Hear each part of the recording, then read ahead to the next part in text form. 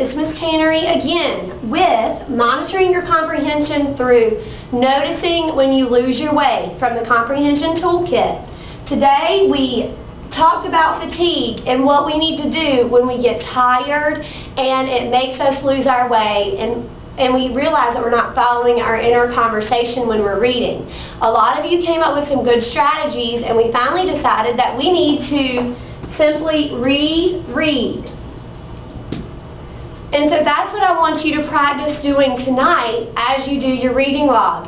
Write in your summary area if you had to reread and what made you realize that you had to reread. Was it because you were tired or fatigued, extremely tired? I'm going to continue reading this article from Ancient Asia that talks about the tomb raiders. The trade in Asian relics, whether obtained legally or looted, is booming, driven by demand from the wealthy Western and Eastern collectors seeking to decorate their lofts and Shanghai penthouses with everything from ancient Buddha heads to Khmer sculptures. During art auctions in London this summer, two of the brightest sales were of prized Asian objects, both of them legitimately acquired. A Chinese jade vase from a private collection that went for $280,000 at Bonham's, and a calligraphy brush washer from the Southern Song dynasty that sold for an astounding $1.2 million at Sotheby's. Well, immediately, I have what I like to call, and from the Comprehension Tool Kit, a distracting connection. I immediately connected when I heard the name Buddha with a country called Tibet. It's a Buddhist country and it's one of my favorite places in the world. It's beautiful.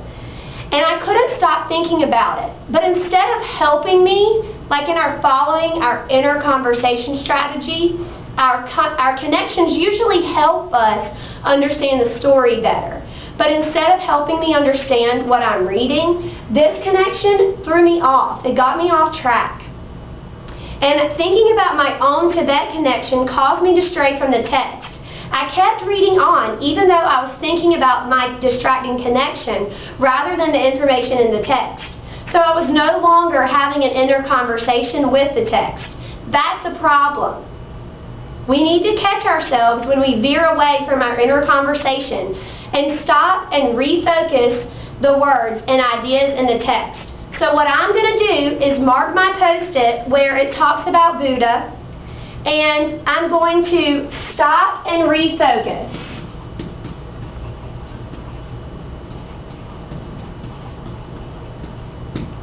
Mark distraction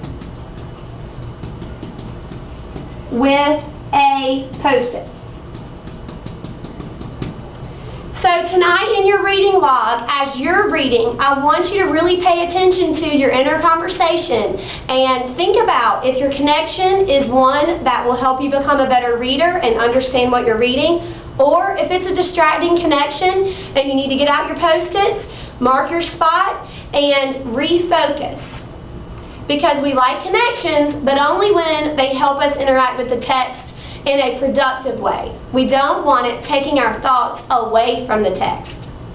So as I reread, after where my post-it is, during art auctions in London this summer, two of the brightest sales were of prized Asian objects. That kind of triggers my memory to remember that one was a vase that sold for $280,000 and another one was a calligraphy brush washer that sold for $1.2 million. So I kind of was able to refocus and just quickly skim back over what I read because I marked my place with a post-it where I got off. So I'd like for you to try this strategy at home when you do your reading log, and we're going to practice it tomorrow when we read to self and read to someone. I hope you have a good night, and thank you so much for watching this video.